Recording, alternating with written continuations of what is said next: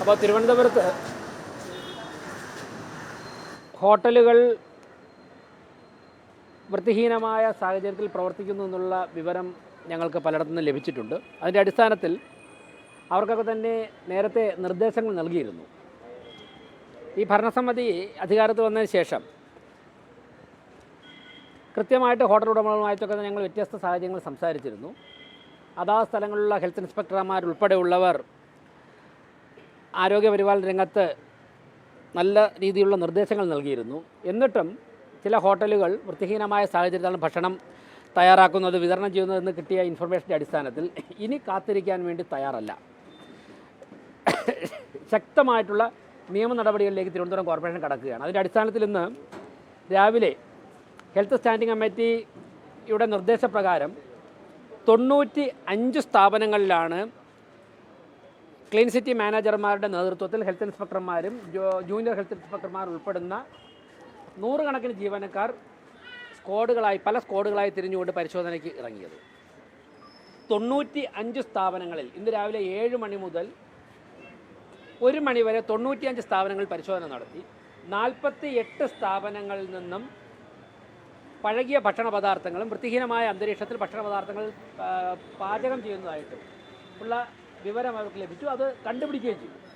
അതിൻ്റെ അടിസ്ഥാനത്തിൽ 48 സ്ഥാപനങ്ങൾക്ക് നോട്ടീസ് നൽകിയിട്ടുണ്ട്. 57,500 രൂപ പിഴയായിട്ട് ഈടാക്കി. അതോടൊപ്പം തന്നെ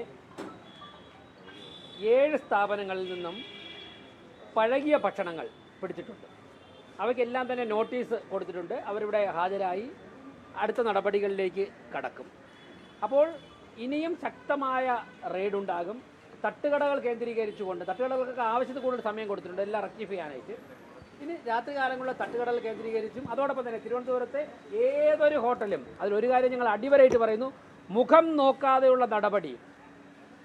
എവിടെയെങ്കിലും ഏതെങ്കിലും മേഖലകൾ സ്വാധീനിച്ചുകൊണ്ട് ഇതിൽ നിന്നും രക്ഷപ്പെട്ടുകൊണ്ടിരുന്ന ആരെങ്കിലും ഉണ്ടെങ്കിൽ ഒന്നുകിൽ തിരുത്താൻ തയ്യാറാകണം, അല്ലെങ്കിൽ അവർ ഹോട്ടൽ പൂട്ടാൻ തയ്യാറാകണം. ഒരു കാരണവശാലും ആരോട് ഒരു കോംപ്രമൈസും ഇല്ല. മുഖം നോക്കാതെയുള്ള നടപടികൾ, ശക്തമായ നടപടികൾ. പാളയം മാർക്കറ്റിൽ ഏതു തരത്തിലുള്ള നടപടിയാണോ സ്വീകരിച്ചത് അതുപോലെ അതിനേക്കാൾ ശക്തമായുള്ള നടപടി സ്വീകരിക്കും. ഉദ്യോഗസ്ഥർ എല്ലാവരും തയ്യാറായിട്ടുണ്ട്. അതിനുള്ള തീരുമാനമായിട്ടാണ് മുമ്പോട്ട് പോകുന്നത്.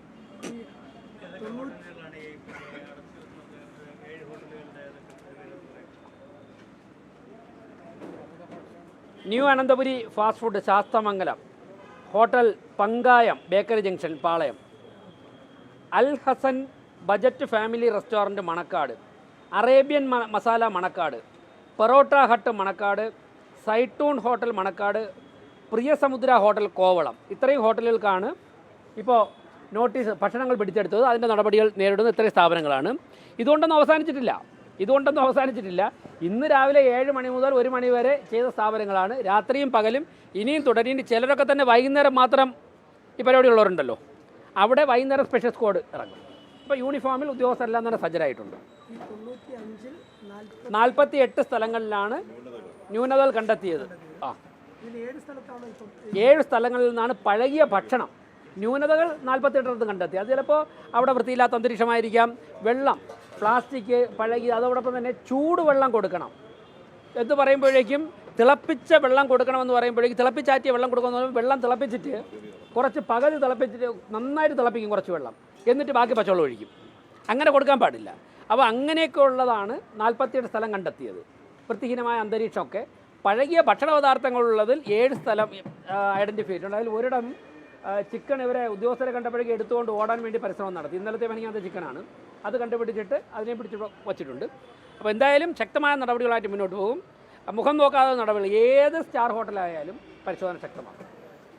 സംസ്ഥാനത്തെ സംബന്ധിച്ച് മറ്റ് ജില്ലകളിൽ നിന്നും ഉൾപ്പെടെ നിരവധി കുട്ടികളും വിദ്യാർത്ഥികളൊക്കെ പഠിക്കുന്ന ജോലി ചെയ്യുന്ന സ്ഥലമാണ്. അപ്പോൾ ഈ ഹോസ്റ്റലുകളിലും ഇത്തരത്തിൽ പഴയ ഭക്ഷണങ്ങളൊക്കെ കൊടുക്കുന്ന പ്രവണതയുണ്ട്, നിരന്തരം സംഭവിക്കുന്ന വിഷയമാണ്. അതുകൊണ്ട് പിന്നെ വയറിളക്കം അടക്കം പിടിക്കുന്ന സംഭവങ്ങളുണ്ട്. അപ്പോൾ ഈ ഹോസ്റ്റലുകളിലും റെയ്ഡ് നടത്താനുള്ള ഉദ്ദേശം അത് ഞങ്ങളന്ന് മാധ്യമങ്ങളെയൊക്കെ വിളിച്ചില്ല എന്നേ ഉള്ളൂ. കാരണം അതിനുള്ള സമയം കിട്ടിയില്ല. വൈകുന്നേരം 3 പെൺകുട്ടികൾ തന്നെ ഇവിടെ വന്ന് നേരിട്ട് ഹെൽത്ത് ചെയർമാനോട് കംപ്ലയിൻറ്റ് പറയുകയും അദ്ദേഹം ഉടൻ തന്നെ അന്ന് ഡ്യൂട്ടിയിലുണ്ടായിരുന്ന സ്ക്വാഡ് ഉദ്യോഗസ്ഥർ, എനിക്ക് തോന്നുന്നു വനിതകളായിരുന്നു, അവർ യൂണിഫോമിൽ തന്നെ, അത് ലേഡീസ് ഹോസ്റ്റലായിരുന്നു, അതുകൊണ്ട് അദ്ദേഹം വനിതകളെ തന്നെയാണ് ചെയർമാൻ അയച്ചത്.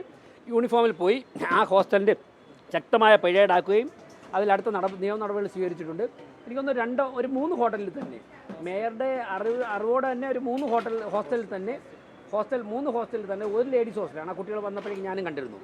നടപടി സ്വീകരിച്ചിട്ടുണ്ട്. ഹോസ്റ്റലുകളിലും ഒരു ദാക്ഷിണ്യവുമില്ലാതെ, പ്രത്യേകിച്ചും കുട്ടികളൊക്കെ ഇതര ജില്ലകളിൽ നിന്നൊക്കെ വരുമ്പോൾ അവർക്ക് തിരുവനന്തപുരത്തെക്കുറിച്ച് വലുതായിട്ട് അറിവില്ല. അവർ കിട്ടുന്ന സ്ഥലത്ത് ഭക്ഷണം വാങ്ങി കഴിക്കും. അങ്ങനെയൊക്കെയുള്ള വിവരങ്ങൾ റിപ്പോർട്ട് ചെയ്തിട്ടുണ്ട്. അതുകൊണ്ടാണ് ഞങ്ങൾ സ്ക്വാഡ് ശക്തമാക്കിയിട്ടുള്ളത്.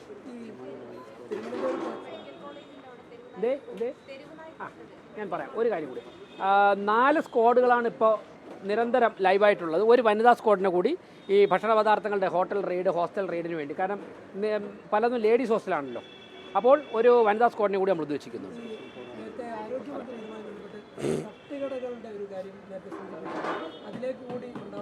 തീർച്ചയായും തട്ടുകടകളും പരിശോധന ശക്തമാകും. നമുക്കറിയാമല്ലോ, തട്ടുകടകളും നമ്മളെല്ലാവരും കഴിച്ചിട്ടുള്ളതാണല്ലോ.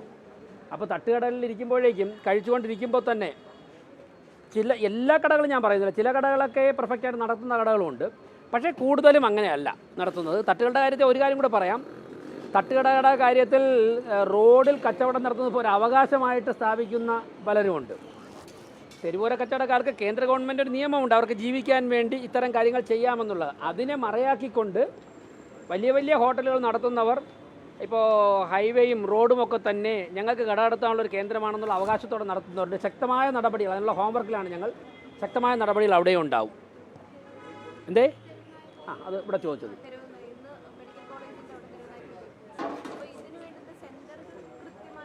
പറയാം. നിങ്ങൾ ചില മാധ്യമങ്ങൾ ഉണ്ടായിരുന്നു എന്ന്, അതാണ് ഞാൻ ആ വിഷയത്തിലൊരു വരാത്തത്. ചിലർ ആബ്സെൻ്റ് ആയിരുന്നു. അപ്പോൾ തെരുവുനായുടെ കാര്യത്തിൽ നമുക്കറിയാം, ഈ ഭരണസമിതി അധികാരത്തിൽ വന്ന് 30 ദിവസത്തിനകം തന്നെ പൈലറ്റ് പ്രോജക്റ്റ് എന്നുള്ള നിലയ്ക്ക് ഞങ്ങൾ 50 തെരുവുനായ്ക്കളെ ഷെൽട്ടറിൽ പാർപ്പിച്ചിട്ടുണ്ട്. അവ വളരെ ഹെൽത്തി ആയിട്ട് തന്നെയാണ് പോകുന്നത്. അതിൻ്റെ അടിസ്ഥാനത്തിൽ 2ാം ഘട്ടം ഇന്ന് രാവിലെ ആരംഭിച്ചു. തിരുവനന്തപുരം ഗവൺമെൻറ് മെഡിക്കൽ കോളേജിൽ നിന്നാണ് 2ാം ഘട്ടം ഞങ്ങൾ ആരംഭിച്ചത്. അവിടെ SITയിലൊക്കെ ആൾക്കാരെ തെരുവുനായ്ക്കൾ കടിച്ചിട്ടുണ്ട്. വളരെ ഭീകരമായ പരിക്കുകളേറ്റിട്ടുണ്ട്. കൊല്ലം ജില്ലയിൽ നിന്നുള്ള ഒരു കുട്ടിയെ തെരുവുനായി കടിച്ച് ആ കുട്ടിയെ SIT ആശുപത്രിയിൽ കൊണ്ടുവന്നിട്ട് ആ കുട്ടിയുടെ അമ്മ അവിടെ വച്ചിട്ട് നായയുടെ കുര കേട്ടപ്പോൾ തന്നെ ആ കുട്ടി ഭയപ്പെടുന്ന കാര്യമൊക്കെ മാധ്യമങ്ങളിലൂടെ പറഞ്ഞിരുന്നു. അപ്പോൾ ഞങ്ങൾ ആ കുടുംബത്തോടുള്ള ഒരു കടപ്പാട് കൂടി മനസ്സിൽ വെച്ചുകൊണ്ട് തിരുവനന്തപുരം ഗവൺമെൻറ് മെഡിക്കൽ കോളേജിൽ നിന്നാണ് ആദ്യമായിട്ട് 2ാം ഘട്ടം തെരുവുനായ്ക്കളെ പിടിച്ചത്. ഇതിനെ തുടർന്ന് RCC, ശ്രീത്ര അതുപോലുള്ള ഏറ്റവും കൂടുതൽ ആൾക്കാർ, 10,000-കണക്കിന് ആൾക്കാർ ദിനം വന്നു പോകുന്ന ആശുപത്രിയിൽ നിന്ന് പിടിക്കും. ബഹുമാനപ്പെട്ട സുപ്രീം കോടതിയുടെ ഉത്തരവ് ആശുപത്രികൾ, അതുപോലെ തന്നെ കോളേജുകൾ, റെയിൽവേ സ്റ്റേഷൻ, ബസ് സ്റ്റാൻഡ് ഇങ്ങനെയുള്ള സ്ഥലങ്ങളിൽ നിന്നാണ് ആദ്യം പിടിക്കേണ്ടത്. ഞങ്ങൾ അടുത്ത ദിവസം ആശുപത്രിയിൽ കഴിഞ്ഞാൽ മ്യൂസിയം വളപ്പ്, railway station, Thampanoor bus stand, മറ്റുള്ള സ്കൂളുകൾ, വിമൻസ് കോളേജ്, പിന്നെ അങ്കണവാടികൾ ഇവിടെ നിന്നൊക്കെ പിടിക്കും. അതിനുശേഷം കൗൺസിലർമാരും റെസിഡൻസ് അസോസിയേഷൻ ഭാരവാഹികളും ഒക്കെ തന്നെ നിരന്തരം ബന്ധപ്പെടുന്നുണ്ട്. അക്രമകാരികളായ നായ്ക്കളെ നാട്ടിൽ നിന്നും പിടിക്കും. ഇതിനെയൊക്കെ തന്നെ കോർപ്പറേഷൻ്റെ ABC സെൻറ്ററിൽ എത്തിച്ച് വന്ധീകരണം നടത്തിയതിനു ശേഷം ഷെൽട്ടറുകളിലേക്ക് മാറ്റും. കോർപ്പറേഷൻ്റെ ഇപ്പോൾ കോർപ്പറേഷനിലുള്ള എല്ലാം തന്നെ ഞങ്ങൾ നവീകരിച്ചിട്ടുണ്ട് കുറച്ച്. അതായത് ഇപ്പോൾ വണ്ടി തരത്തിലുള്ള ഷെൽട്ടറിൽ കൂടുതൽ നായ്ക്കളെ പാർപ്പിക്കാൻ കണക്കിലേക്ക് മാറ്റിയിട്ടുണ്ട്. അതോടൊപ്പം തന്നെ പേട്ടയിൽ ABC പ്രവർത്തനം ശക്തിപ്പെടുത്തിയിട്ടുണ്ട്. അങ്ങനെയൊക്കെയുള്ള ഞങ്ങളിൽ ഉള്ള സൗകര്യം വെച്ചുകൊണ്ട് ഞങ്ങൾക്ക് ചെയ്യാമെന്ന് കോൺഫിഡൻസ് ഉള്ളതുകൊണ്ടാണ് ഇതിലേക്ക് ഇറങ്ങിയിരിക്കുന്നത്. മറ്റൊന്ന്, കൂടുതൽ പോർട്ടബിൾ ABC സെൻ്ററൊക്കെ ആവശ്യമായ ഘട്ടത്തിൽ ഞങ്ങളത് ഇപ്പോൾ ജില്ലാ പഞ്ചായത്തിൻ്റെ കൈവശം ഒരു ABC സെൻ്റർ ഉണ്ട്, പോർട്ടബിൾ ABC സെൻ്റർ ഞങ്ങൾ ആവശ്യപ്പെട്ടിട്ടുണ്ട്, നിരന്തരം ആവശ്യപ്പെടുകയാണ്. അതുകൂടെ കിട്ടിക്കഴിഞ്ഞാൽ കൂടുതൽ നായ്ക്കളെ എല്ലാ ദിവസവും വന്ധീകരിക്കാൻ വേണ്ടി സാധിക്കും. എന്തായാലും ഈ ഭരണസമിതി നൽകിയ വാഗ്ദാനം ഞങ്ങൾ നിറവേറ്റുകയാണ്. തിരുവനന്തപുരം നഗരത്തെ തെരുവുനായ് ശല്യത്തിൽ നിന്ന് മോചിപ്പിക്കുവാനുള്ള 2ാം ഘട്ട നടപടികൾ ആരംഭിച്ചു. നല്ല പ്രതീക്ഷ വയ്ക്കാം ഇക്കാര്യത്തിൽ. ഞങ്ങൾക്ക് മാർച്ചിൽ portable ABC centre Thiruvananthapuram corporation തരാമെന്ന്, അതായത് ഏപ്രിൽ മാസത്തിൽ ഇവിടെ നെടുവങ്ങാട് മുനിസിപ്പാലിറ്റിയുടെ ആക്ടിവിറ്റി കഴിഞ്ഞാൽ മെയ് മാസത്തിൽ തിരുവനന്തപുരം കോർപ്പറേഷന് തരാം എന്ന് ഞങ്ങളോട് പറഞ്ഞിരുന്നതാണ്. ഞങ്ങൾ അതിനുവേണ്ടി മാർച്ച് മാസത്തിൽ തിരുവനന്തപുരം നെടുവങ്ങാട് മുനിസിപ്പാലിറ്റിയിൽ ആക്ടിവിറ്റി നടക്കുകയാണ്. അത് കഴിഞ്ഞിട്ട് ഏപ്രിൽ മുതൽ തിരുവനന്തപുരം കോർപ്പറേഷൻ തരാമെന്ന് പറഞ്ഞിരുന്നതാണ്. ഞങ്ങൾ അതിനനുസരിച്ച് മണ്ണന്തലയിൽ ഗ്രൗണ്ട് ഉൾപ്പെടെ തയ്യാറാക്കിയിരുന്നു. പക്ഷേ ഞങ്ങൾക്ക് കിട്ടിയില്ല. എന്താണ് കാര്യമെന്ന് ജില്ലാ പഞ്ചായത്താണ് പറയേണ്ടത്. ഇപ്പോൾ അത് കരവാരം പഞ്ചായത്തിന് കൊടുത്തിരിക്കുന്നതാണ് ഞങ്ങൾ മനസ്സിലാക്കുന്നത്. തിരുവനന്തപുരം കോർപ്പറേഷൻ ആവശ്യപ്പെടുകയാണ്. അത് ഞങ്ങൾക്കൊരു 45 ദിവസം തന്നു കഴിഞ്ഞാൽ കൂടുതൽ നായ്ക്കളെ വന്ധീകരിച്ച് ഷെൽട്ടറിലാക്കാൻ സാധിക്കും. ഞങ്ങൾ കൊണ്ടുപോയി വന്ധീകരിക്കുന്ന നായ്ക്കളെ തിരിച്ച് തെരുവുകളിലേക്ക് തുറന്നു വിടില്ല. ഞങ്ങൾക്ക് പാർപ്പിക്കുവാനുള്ള സൗകര്യമുണ്ട്. ഓക്കെ. ഈ പാപ്പനംകോട് ഹൈവേയിലായിട്ട് ഈ റോഡ് കൈവേറി ദേശീയപാതയുടെ ഒരു ഭാഗം 2 ഭാഗവും ലോറികളിൽ കൊണ്ടിട്ട് കച്ചവടം നടത്തുന്നത്. അത് വൈകുന്നേരം കൊണ്ടുപോകുന്നില്ല, അതവിടെ ടെൻറ്റ് ചെയ്തിട്ട് ഇങ്ങനെ ഒരു ട്രാക്ക് തന്നെ പൂർണ്ണമായിട്ടും കൈകയറിയിട്ടുള്ള ഒന്നുണ്ട്. ICT കോളേജിൻ്റെ എതിരെ ഞാൻ ഈ ചോദ്യമാണ് നേരത്തെ ഉത്തരം പറഞ്ഞത്. ചിലരുടെ അവകാശമായിട്ട് സർക്കാർ റോഡ് കൈകാരി കട നടത്തുന്നതായി മാറിയിരിക്കുകയാണ്. അവർക്ക് നൽകുന്നൊരു മുന്നറിയിപ്പാണ്. അവർ ഇപ്പോൾ തന്നെ ആ നടപടിയിൽ നിന്ന് പിന്മാറണം. അതിനെയൊക്കെ തന്നെ ഒഴിവാക്കുവാനുള്ള ഹോംവർക്ക് ഞങ്ങൾ ചെയ്തുകൊണ്ടിരിക്കുകയാണ്. അത് പൂർത്തിയാവുന്നതോടുകൂടി ശക്തമായ നടപടികൾ മുഖം നോക്കാതെ തന്നെ അവർക്കൊക്കെതിരെ സ്വീകരിക്കും. കിട്ടിയിട്ടില്ല. വൈകുന്നേരത്തോടുകൂടി ഡോക്ടർ ഉണ്ടായിരുന്നു കൂടെ. വൈകുന്നേരം എന്തേ ഇപ്പം ഞങ്ങൾ ഷെൽട്ടറിലേക്ക് 2 ഘട്ടമായിട്ട് ഞങ്ങൾ മാറ്റിയിട്ടുള്ളത് 110 നായ്ക്കളെ 108 നായ്ക്കളെ മാറ്റിയിട്ടുണ്ട്. ബാക്കി കൂടുതൽ കണക്കുകൾ ശേഖരിച്ച് പറയാം. ഇന്നത്ര നായ്ക്കളെ പിടിക്കാൻ സാധിച്ചു എന്നുള്ളത് വൈകുന്നേരം വൈകുന്നേരം ഷെൽട്ടറിൽ നിന്ന് വരുമ്പോഴേക്കും പറയാം. ഞങ്ങൾ മെഡിക്കൽ കോളേജിൽ നിന്ന് പിരിയുമ്പോഴേക്കും അതിനകത്ത് 6 നായ്ക്കളുണ്ടായിരുന്നു. ആ വാഹനത്തിൽ 6 നായ്ക്കൾ പിടിച്ച് കണ്ടതിന് ശേഷമാണ് പിരിഞ്ഞത്. ഇനി ബാക്കി കുറച്ചുകൂടെ അവർ വർക്കിലാണ്. വൈകുന്നേരത്തോട് പറയാം. ഓക്കെ.